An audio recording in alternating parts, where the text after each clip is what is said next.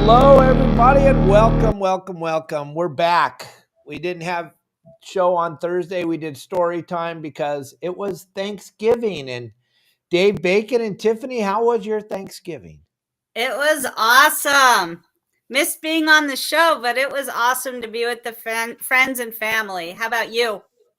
Yeah, we had dinner down in the marina at this really nice restaurant called the Baja Cantina. It was wonderful. They had Thanksgiving dinner. They had turkey and stuffing and cranberries. And yeah, it was fun. Sitting on the water in about 85-degree weather. It was beautiful. Nice. Yeah, and then I went fishing on Monday and we just slayed them. We caught rooster fish, which are my favorite. We caught Dorado, we caught Sierra mackerel, and then we finished the day off with wide open foamer style fishing for marlin.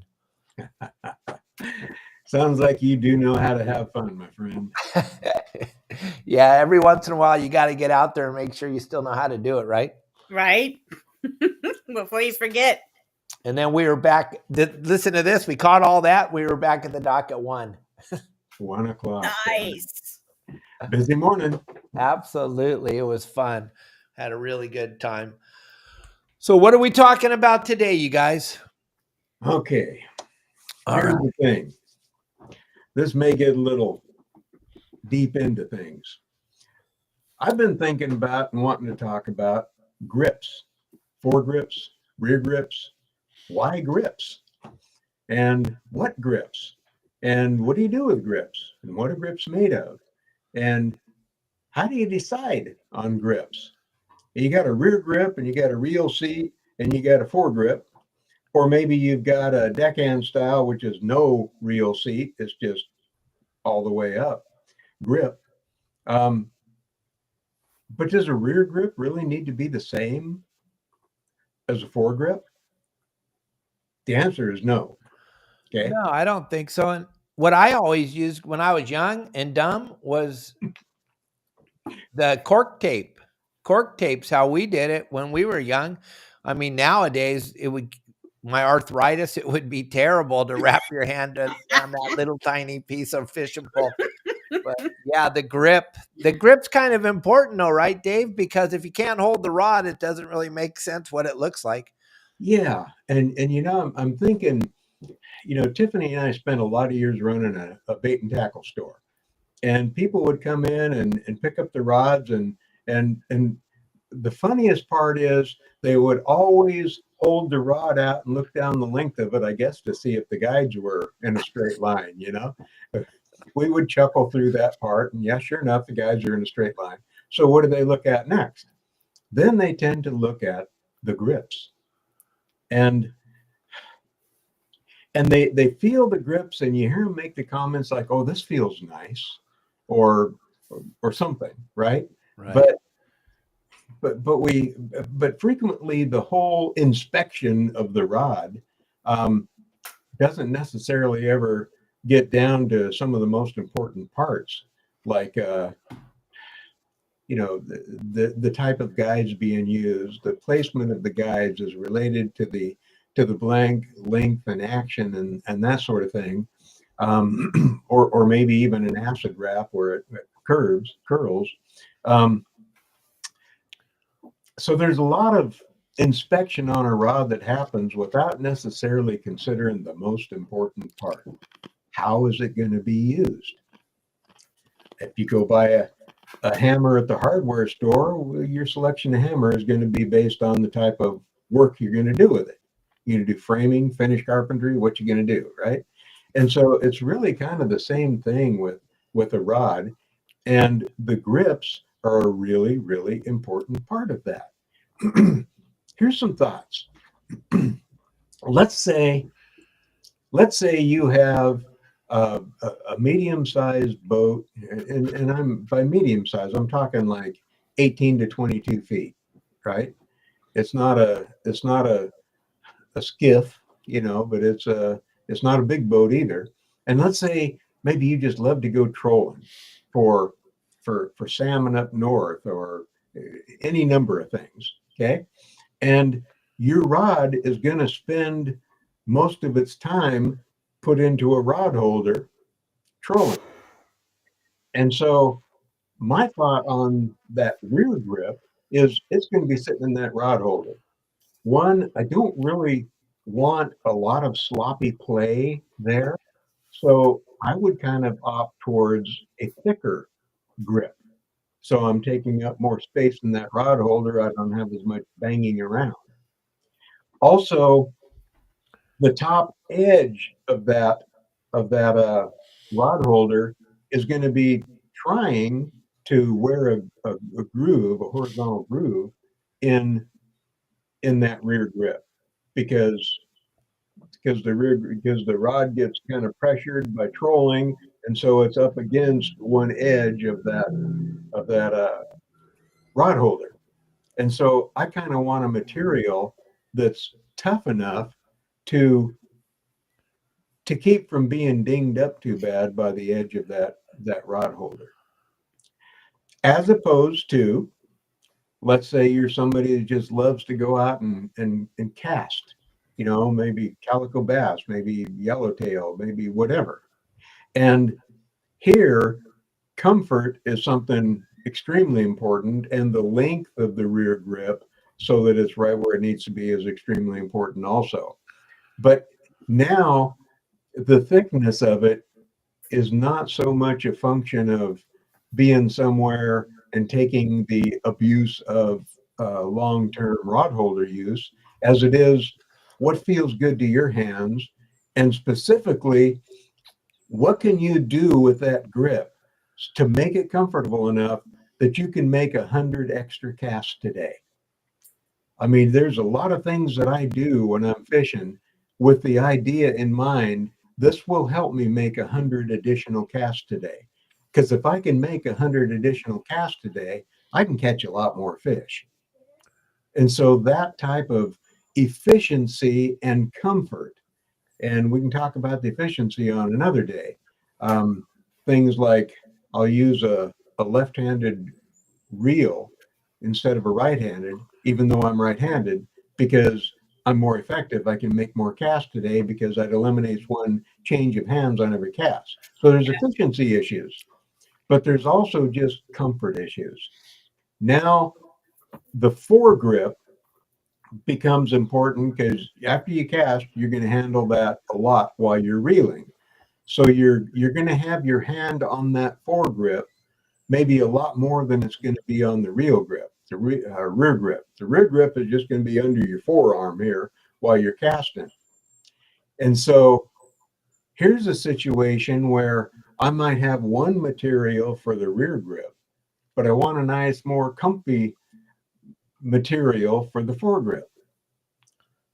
As opposed to, let's say you're going out there and you're tying into some big old gnarly hard pulling fish like some of the big bluefin or something like that, or marlin or whatever, and you've got people that you're taking fishing and you know that they're not going to be able to stand there mano a mano against those fish standing straight up all day pulling on them.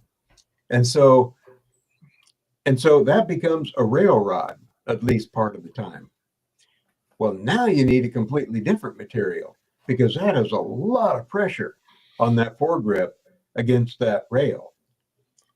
And people need that. Now, here's where grips like the Tiffany grip, that, special woven thing that she does that is just tough as gorillas and can take that kind of pressure. That's where that really comes into play. But at least any kind of really hard material that maybe isn't as comfortable to hold in your hand, but if you're going to be putting that rod against a rail with the kind of pulling power that a big bluefin tuna or something is going to put a bend on that rod with, yeah, then you need a tougher material. So when you're looking at a rod or rod builders, we're talking to rod builders here every Thursday. And for rod builders, if you're building your own rod, I ask you the question, what do you need? It's a tool. What job do you need it to do? And build specifically to that job. And if you are building rods for someone as part of your as part of your discussion with your client before you build a rod for him or her, really get into those questions. What are you going to do with it? How much of your day are you going to spend trolling or casting or just bent over the rail? Or how are you going to use this? Where are you going to use it? What kind of fish? How big are you going to be targeting these for? What is this rod for? Somebody that fishes a lot, they may have Tiffany build them 3 different yellowtail rods because they fish yellowtail 3 different ways. And that's good because one rod doesn't do everything.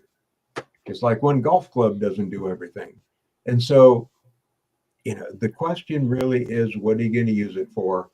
And every component, as well as the blank itself, needs to be chosen and put together to answer those questions. What do I need this to do? But I think in many cases, the rear grip, the size of it, and the foregrip, the size and the comfort and all of that really plays a part. And I'll add one twist in there too. Let's say you've got a blank, a fairly small diameter blank, and you've got a reel seat that you're going to put on it, and there is a lot of play. That reel seat is kind of built to take up to a much thicker diameter of a blank.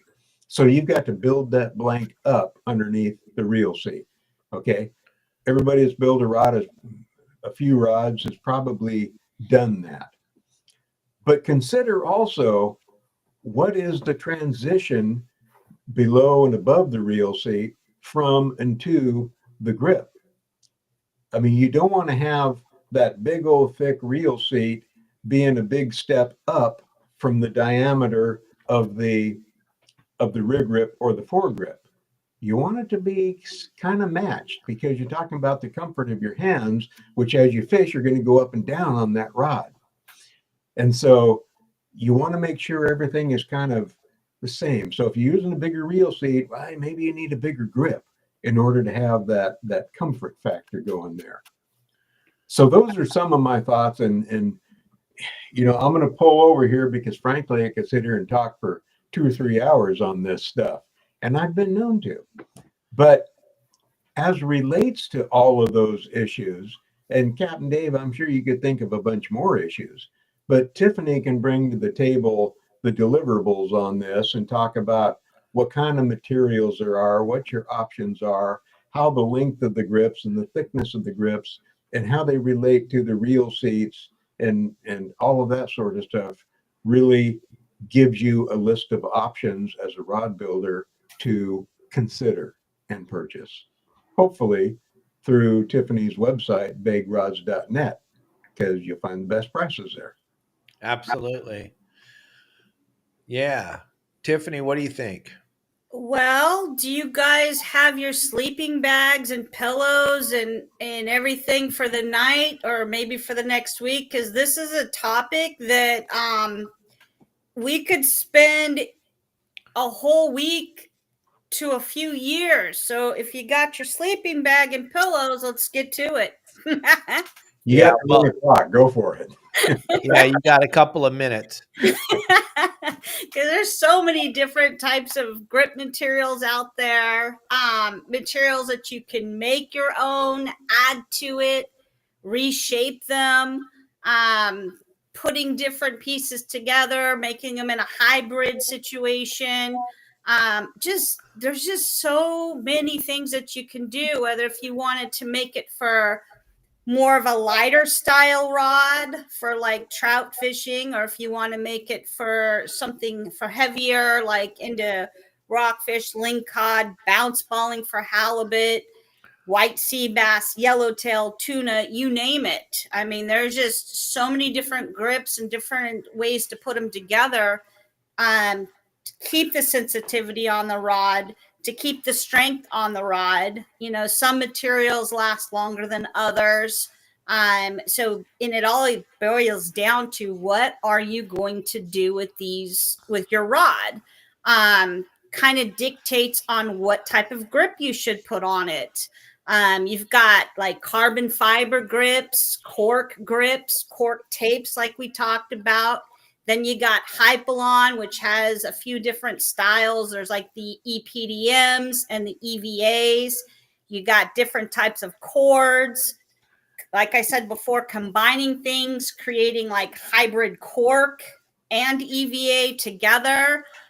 There's just so many different things you can combine, making different types of grips and different lengths, split grips, four grips, what each material is made of. Now, this is an interesting topic on what materials are made of.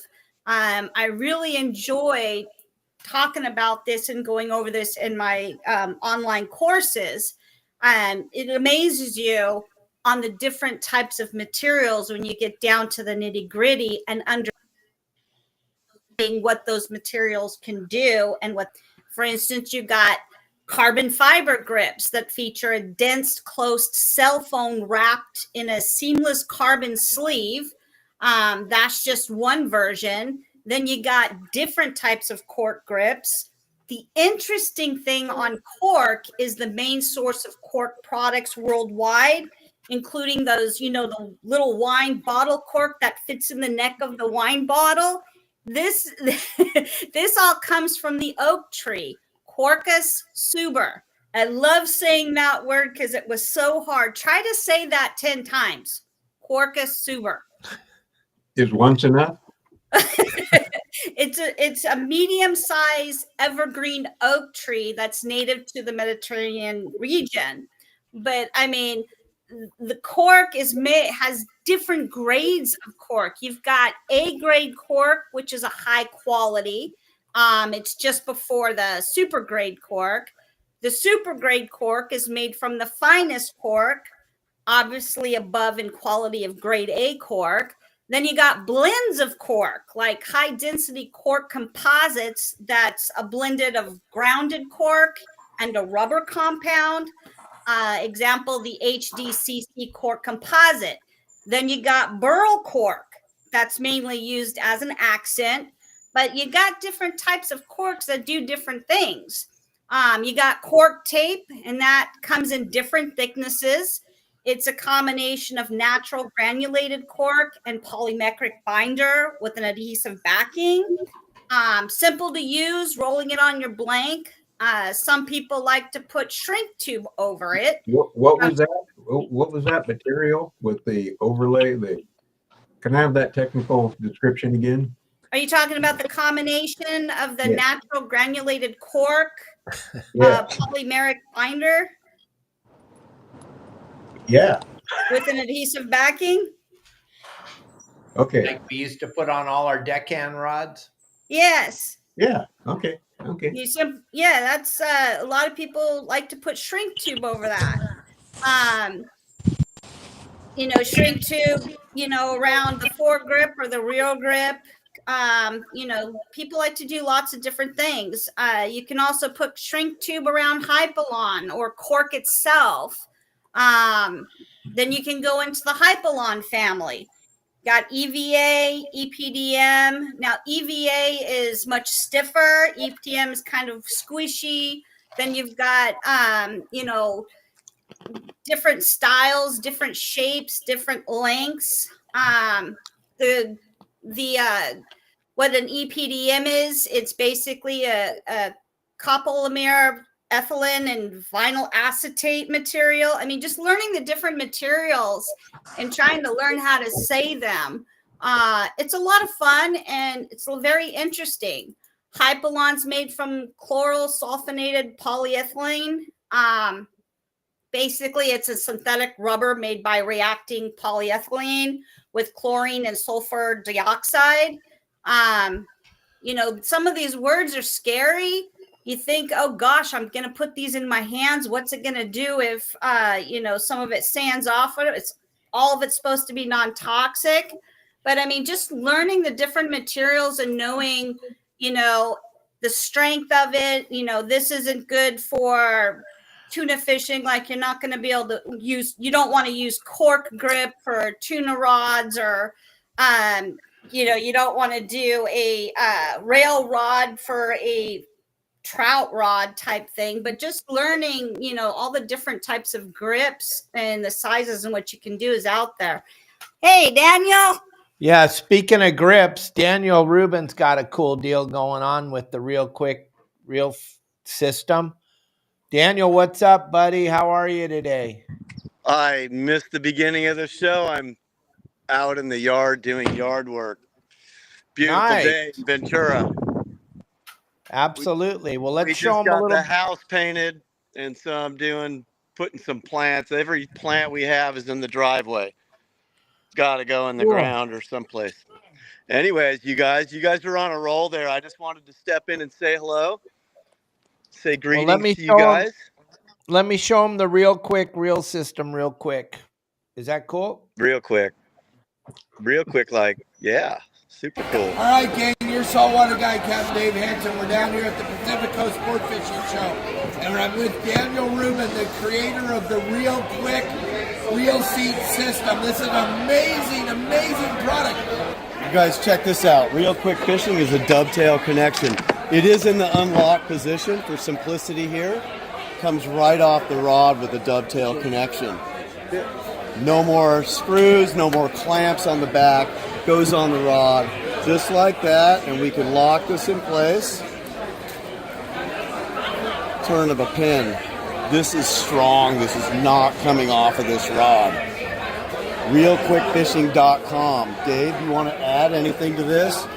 The really cool part about this is the simplicity of it. I fish hard all the time.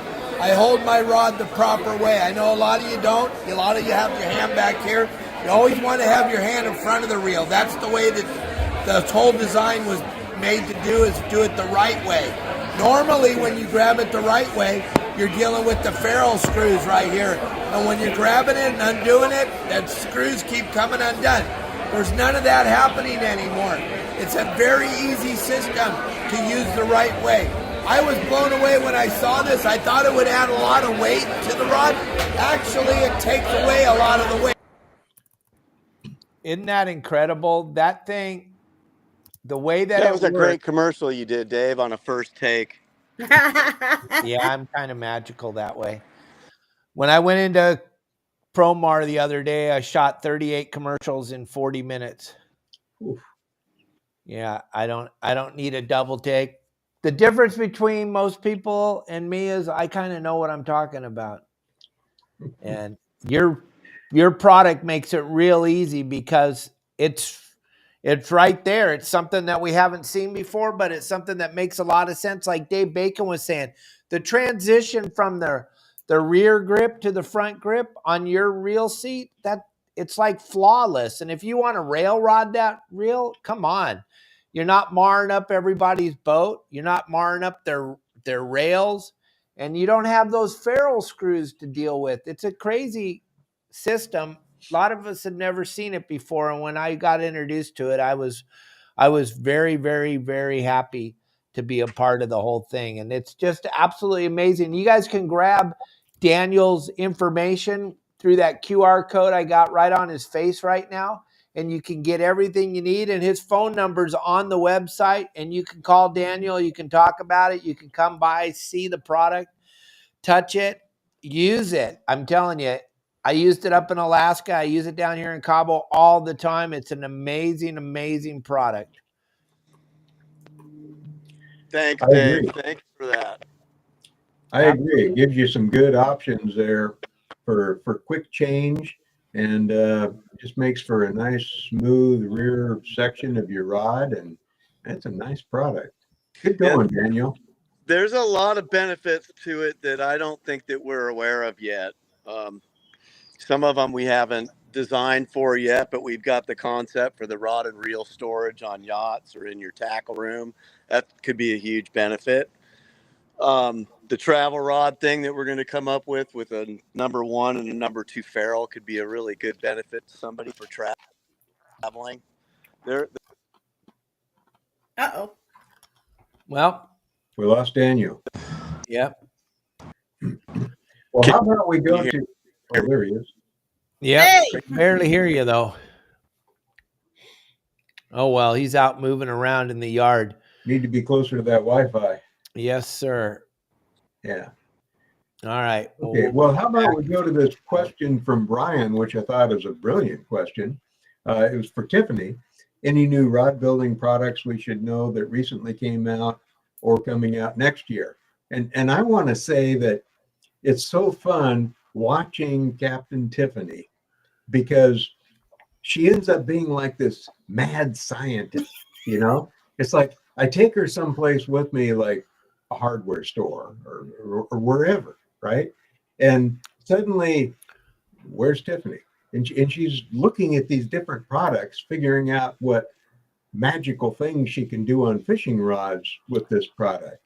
And so I want to say to Brian and everyone that, yeah, there's a lot of interesting work being done, some of which will be dumped in the receptacle because, yeah, it didn't really work. But some of it looks like it's going to work out really well. And Tiffany will be sharing some of those right here on Captain Dave's podcast as they work out. You want the full down deep how to, why it works, details, sign up for one of Tiffany's classes. Her courses, in that 15-week course, she will take you right down into the depth of the materials and any new stuff that she's working with or experimenting with. Yeah, it's pretty incredible. I was talking to Tiffany, Dave, before we went live. Her class that she just launched, it has like 90% veterans. Yeah. So cool. That is the best. I think we had a little bit to do with that with War Heroes and all the stuff we talk about here. But gang, I'm very, very impressed. The veterans, we talk about you guys all the time. Dave Bacon, myself, Tiffany, we wouldn't be here without you guys and gals. And it's just an incredible deal. And I want to give back as much as I can. And then Tiffany's telling me about this 11-year-old boy who's got his whole life figured out. He's going to be a rod builder. He's going to make a business out of it. My God. This kid is just incredible. It started out what he was going to do, the course, him and his grandfather. And when his grandfather asked me, and I'm like, that's a perfect thing for, grandpa and grandson to do something together. That's just a bonding thing, especially with rod building. But the first day we had is what is pretty much an orientation day. And I get to know what each of the class members of what they like to do, what they're wanting to do with the class, what their goals are with, anything to do with rod building, if they want to go into business or if just a hobby or they're just trying it out. And this 11-year-old boy just blew me out of the water. He sat there when it was his turn. He introduced himself very professionally, may I say, this 11-year-old kid. And then he proceeds to tell me his game plan for his business of rod building and what he wants to do. And then at the very end of him explaining everything, he says he's going to have 12 employees. And I'm just sitting there like beside myself when he's going through step by step a business plan of what he wants to do and what he wants to learn. For an 11-year-old kid, when I was 11, I was playing on monkey bars. I was skating. I was doing sports. I was doing all this stuff.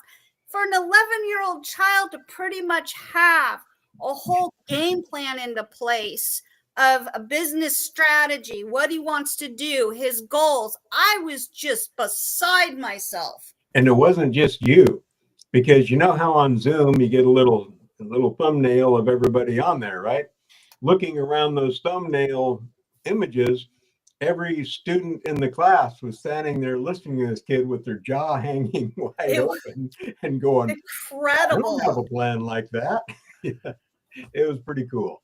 Where was this lad from? Southern California, Palm Springs. The 11-year-old? Yeah. Okay. Palm Springs. I'm like, this is perfect. We could, get him involved in these shows, get him to build a couple of rods, get him to the shows that we do, like the California Boat Show, and we do the whole rod building stuff. Perfect place for a child to show himself. I mean, people are just going to be blown by this kid, his, mentality, how smart he is. It'll blow your mind. Can we talk a minute about that boat show? That's pretty interesting concept to me, because from what I know, we've got a big new boat show going on, and it's going to have all kinds of stuff about boats. I'm going to be doing a seminar there, actually, and I'm going to be talking about boating safety and compliance. It's what I do for a living. I'm a boating safety and compliance consultant, as well as a captain.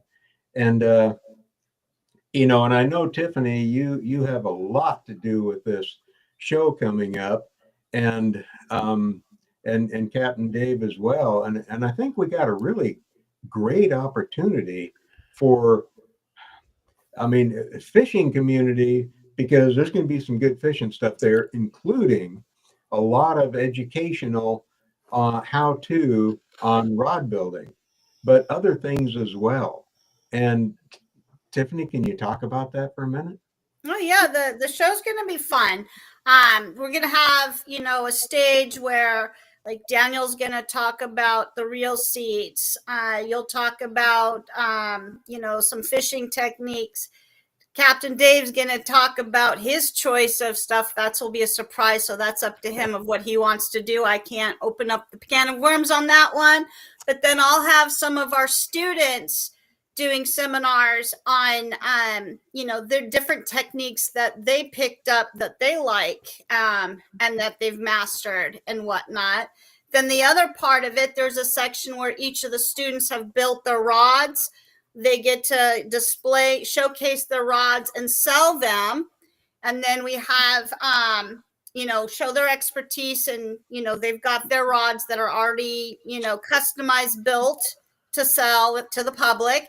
Then we got another section of the stage where they're products that you can touch and feel and see what they look like. Because a lot of times, and I know this from personal experience, what you see on a website isn't always what it looks like in person. So I have all these different materials and different products from different places that will have displayed on different tables, so that they can come and really look at the product and see what it looks like. We'll have blanks that they can purchase there. And then especially, like, we're working on getting the 8-foot blanks there, because 8-foot blanks to ship are over $250 when you buy them online anywhere. That's just how it is. But if we have them at the show, you can pick them up at the show, and it wouldn't be $250 to buy a blank that's over 8 foot. It's shipping that's shipping that really hurts on anything. And that's not just rods. It's any product, anything that you ship that is over 8 foot long. It could be a board. It's going to cost you $250 to ship. You guys can ship up to 8 feet long. Right. It's only $30. Right. But if you're shipping something over 8 foot. Yeah, you have 100. Yeah, you have 103 inches. Mm-hmm. So if you could get anything within 103 inches of length, width, and height, it's like $30. Yeah. That's an 8-foot rod blank. These companies, when you buy one blank and they charge $250, they're making $200 on shipping. But when you're shipping out a blank that's like 8'6" and then 8'10", yeah, you can't. No, then you're done. What else do we know about this show, Tiffany? Or Dave, Captain Dave? Well, they kind of did the rundown with me the other day. We had a conference call with the exhibitors and with the account executive who's running the show and the advertising agency. And it's going to be in Anaheim, California. It's going to be kind of a big deal because they're going to advertise the heck out of it. And the really cool thing is it's going to come right after the Pacific Coast Sport Fishing Festival. So we're going to have 2 shows for the Pacific Coast Sport Fishing Festival. And then everybody's getting fired up because we're going to be doing that in March. And then April's kind of like doldrums as we wait for the fish to start biting. But now we've got a show in Anaheim, California that's going to take the void of the Aprilness, and we can just go right into that and we'll all be excited. And then May, we have a big show right there where Daniel and Dave and Tiffany live, and the West Coast Outdoors show is going to be incredible. So we got back-to-back shows, bam, bam, bam, and there's going to be Dave Bacon, Tiffany, myself, Daniel, Rubin. We're going to be speaking at, well, pretty much at every single show we're going to be doing seminars at, and then they're going to make us our own stage at the show in Anaheim. It doesn't get much better than that for me. I love to talk to people, and if you've never seen me speak before, it's kind of an exciting deal because I'm the only guy I know that does a seminar that comes off the stage sweating. Tiffany, what's this about a squirrel? Squiggy the squirrel's gonna be there at the show. What is Who? Squiggy the squirrel. It's Oh, like wow. very famous squirrel. He's gonna be there. Squeaky the squirrel. Squiggy the squirrel. What's it called? The Anaheim show? The California International Boat Show. There you go. You can look it up online. California International Boat Show, Matt Ryan. I'm looking forward to seeing some of those boats. I want yeah. to see what's there. So some of the new stuff done with boats too. Yeah, it's going to be kind of cool. Hopefully they're got some center consoles that they left enough room on them to put a bait tank. Yeah, gotta have that. Fishing Matt Ryan wants to know if you can do another seminar other than how to anchor. I don't do an how to anchor seminar. I've never done one, so I wouldn't know how to do one. I guess I could make one up for you, Matt. I could do an how to anchor seminar. Now, the thing I've done for the last 10 years or so is I do the 5 most important things when you're going out on your private boat to catch fish. I just do that every time because it's a kick. People get a lot out of it, and it's funny, and it's entertaining, and it's knowledgeable. Because the number one thing you got to have on your boat, if you're going to go fishing the way I fish and the way that I teach people how to fish, is you got to have bait. We're not 99.9% of my people. We don't have a phenomenal amount of extra money to buy 1,000 lures and learn how to cast and all that stuff. We just want to catch a fish. So bait. And then I go from there into electronics. And then we finish it off with, you got to anchor on the spot. So maybe that's where he's talking. Maybe Matt's talking about that. But yeah. I think, Matt, the best thing for you to do is get out there and chase those people around the campus and make them abide to your rules, because there's a lot of kids today that are attacking ICE agents, and I don't understand that one at all. I just don't get it. So you need to get out there and work, Matt, and shut up. It's all your fault. Poor Matt. And no more Bart Hall shows. They kind of. No, Bart Hall shows are. It's sad. I grew up at the Bart Hall shows. I was grounded when I was 14, and I was taken to the Bart Hall shows. It was my life. So it's hard to grasp the concept that there's no Bart Hall show anymore. We all grew up on them. Your dad and I, we did it for a long, long time. It was kind of the thing, and it's unfortunate, but everything has to evolve and everything has to change. And thank God the Pacific Coast Sport Fishing Show is there to take the place of the Bart Hall shows. And it was Fred Hall for a very long time, and that was kind of the deal. And my dad and Fred Hall were great friends. And yeah, and it's unfortunate, but it is what it is. And now it's in a cooler venue. It's in Orange County Fairgrounds and at Del Mar Fairgrounds. It's kind of a cool venue, and it's kind of cool. And then we got the the International Boat Show in Anaheim, and then we got the show in Ventura in May. So did we miss out on anything? I don't think. Yeah, because then we're going to ICAST. Yeah. Yeah, but I don't think we missed out. I mean, Not I'm sorry, California. Bart. Sorry that it didn't work out for you, Bart, but things have to evolve and have to change. And we were all part of Bart Hall for a very, very long time. And we appreciated him. We appreciated it. It helped Dave's business, Dave Bacon. It helped my business out. It helped Tiffany's business out. Daniel Rubin, he got to the party a little bit late, but I presented at Fred Hall. oh, did you? I think it was, I did. I believe it was in 19, I believe we did. Okay. I'd have to go back and look. But Tiffany and I will always have a super deep appreciation and love for Bart and Jenny Hall, and both of Bart's parents. Knew them well, remember them well. We love those people.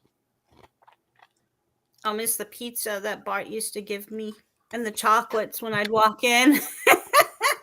I have a big old thing of chocolates that him and Jenny would give me every beginning of the show when I'd walk in. It's crazy. Crazy memories. It was so fun. It was very, very fun staying up there at the Long Beach at the Hyatt. Yeah. It was just an incredible time.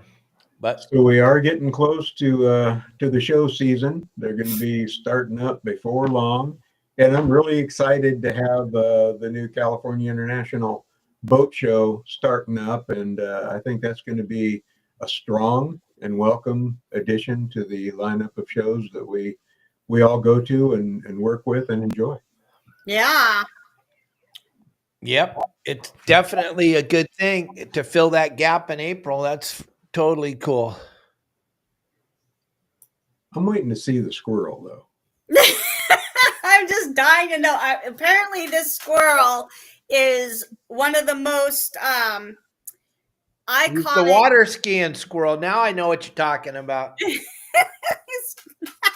He's the little squirrel that water skis.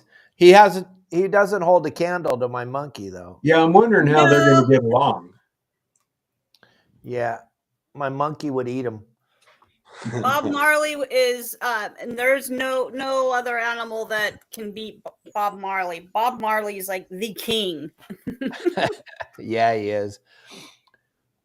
Yes, he is. Somebody was Tiffany, asking about. I'm sorry. Were you able to announce how much you're allowed to work now?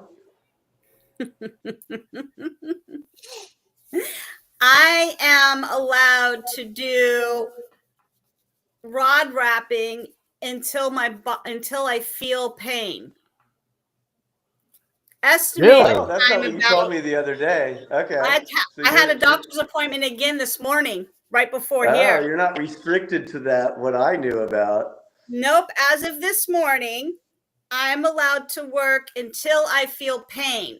Now, that could be 2 hours, but as soon as I feel pressure in the back, I have to back off and do my PT stretches and whatnot, give it a little rest. I don't have to wait till the next day to go back to wrapping. When the pressure subsides, then I can go back and sit down. So I could very well get, after the podcast, start jumping into rod building and actually be able to get somewhat close to what I used to build as far as the speed goes. It just all depends on the components. It's lifting stuff that's going to hinder me for a little bit, but I'm on the road to recovery. Nice. What they don't know when they told her that is that, and what I do know very well, is that Tiffany excels at ignoring pain. I was going to say, how is she at? So how we're going to exercise this discipline that they gave her remains to be seen. There's an honesty policy going on here. Yeah. I'm thinking back times, Tiffany's favorite thing to do in life is wrestle thresher sharks on deck. And I've watched many of those battles, and some of them it's sort of questionable who won them. Okay, I'm not sure Tiffany felt a bit better than the shark did by the end of it, but she got right back up and continued running the deck and being it on the boat for the rest of the day and filleting that huge pile of fish and everything else. You know. Hey Tiffany, what's the lady's name that's hosting the International Boat Show? It's a group of people that are affiliated with the Kings. The hockey team? The hockey team. Are you talking about the King, Donald Trump? No, not that King. The hockey team. Oh. And the person that I work with a lot, her name is Sabrina, but the whole group is involved with the LA hockey team, the Kings. Got it. That makes sense. It's right there. Yeah, for a minute I thought you were talking about Donald Trump, and I'd be like, that's the best king we've ever had. So. But no, he's not in charge of the boat show. Nope. Darn. Not yet. Could be. Absolutely. And somebody was asking any new things. Yeah, there's quite a few different new stuff. If you guys go to videos.net and go to the store, there's a bunch of new items, different blanks, shore jig blanks, saltwater jig blanks, stand-up trolling blanks, tungsten carbide teeth, which is the ultimate reamers from Forecast. Metal, there are a lot. They pretty much last a lifetime. Then we also have the new next level rod finishing epoxy halftime. And then we also have different types of foregrips. So there's a lot of new stuff. Some new stuff that I can't say that's coming out yet until I'm told I can talk about it. But there's a lot of new products that are coming out to play. Nice. And we can find all that at vaguerods.net? Yep. Because you kind of cut out there in the very beginning. Oh, sorry. I noticed that too. Yeah. Yeah, it happens. That, you know what's amazing is that your classes are amazing, Tiffany. The way that you handle all these people, I can't even comprehend how you do it. 18 people, teaching them all how to wrap a rod, and they're doing it. And like Lisa, oh my God, she is just an amazing. She just stands in the gap there and lets us all know that what you're doing and what you're teaching these people. She never wrapped a rod in her life, and she's excelling like crazy. That's an understatement. Lisa's has just soared. She's just taken off on this. Yeah, and so I can see that, and then I see all these other people that are part of this thing. Do you have any other classes coming up? Can people, let's just say I want to get, because it's Christmas time, and we want to get somebody something different for Christmas. Everybody's got everything, but maybe somebody wants to start wrapping rods, or maybe they don't. Maybe they didn't even think about it, and then they got a part of it, and they're watching, and then they're doing it.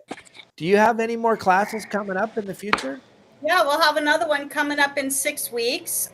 What somebody could do if they want to buy a class course for them, you can go on and get a gift certificate, or you can sign them up, give me their email address and whatnot, and I can send them all the information when the person says, okay, go ahead and send it to them. Because a lot of times they want to do it secretly, so the person doesn't know because it's a gift. So I can send them the information of class starts, the link and everything. And then when they give the gift to the person will have all the information to get on. But Yeah, it's a good Christmas gift. What a great idea for a Christmas gift. I just thought. Yeah, that really is. And anybody that fishes, boy, that's going to be just a tantalizing possibility of building their own rods. And one thing we're finding out in the classes, Tiffany's courses, which are 15 weeks long, is that a surprising number of people are on there because they want to start a little side gig. They want to build rods, and maybe it's for side income or a main gig, but it's also because you want to get invited on some nice fishing trips. You want to get a spot on a boat. You know, coming in with a custom rod that you built for the owner, that will frequently just get you on a fishing trip right there. And so it's not just about earning money.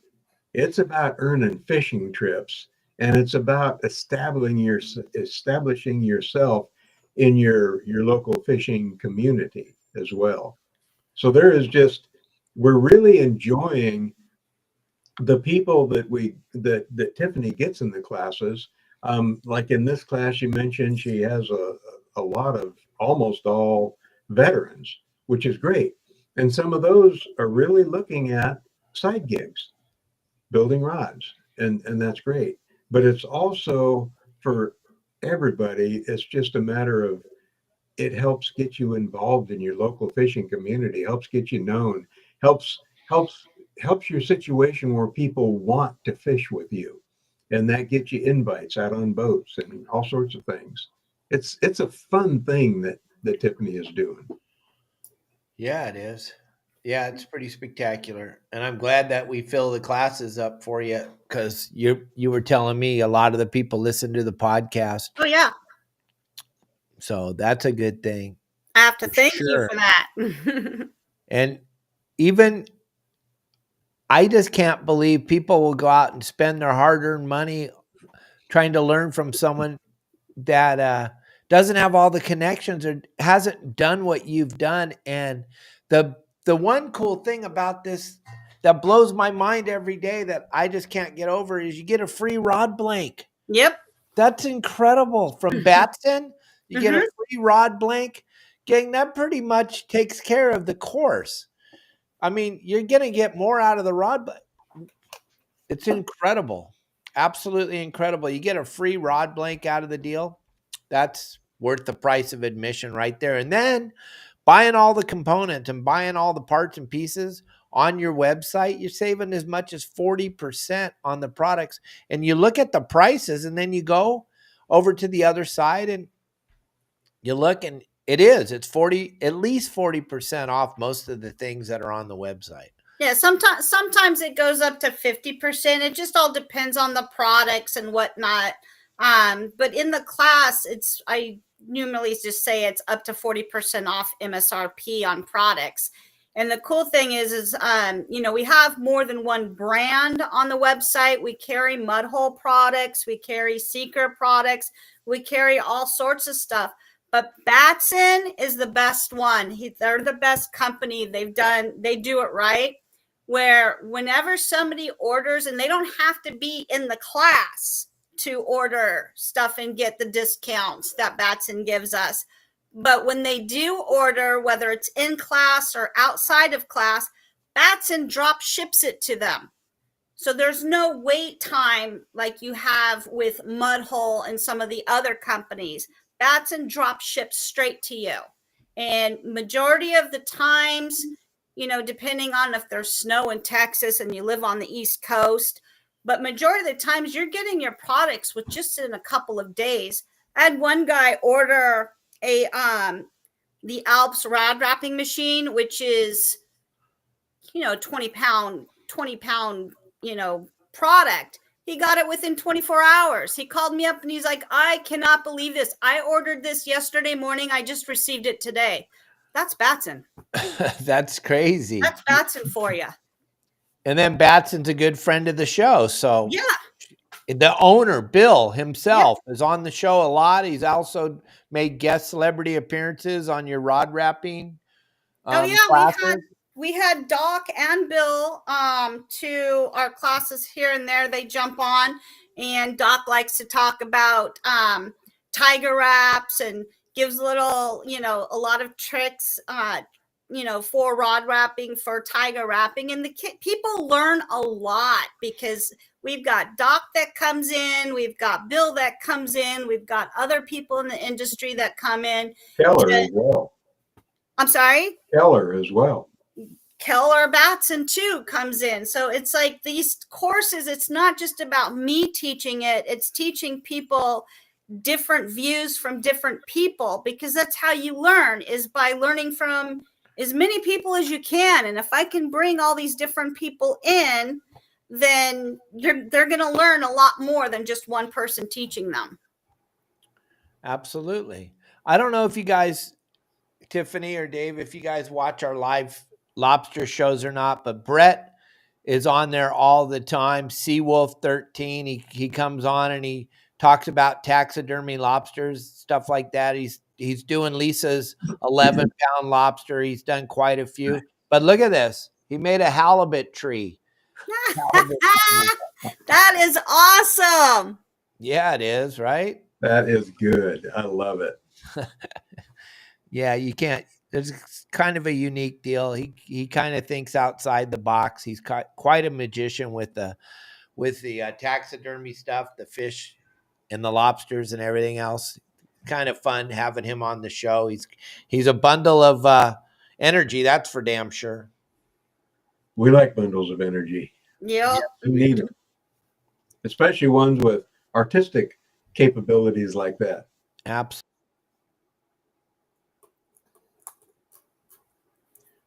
What else you got, Tiffany? Just, we've got another class going to be starting up in 6 weeks. These classes aren't just for beginners. We have people that are in there that have their own rod building businesses already. We've got people that have never wrapped a rod before, so this is going to be their first rod. We've got people that have done a couple rods. We've got people that have done 50 rods. So the level of everybody is from beginners, to intermediates and advanced.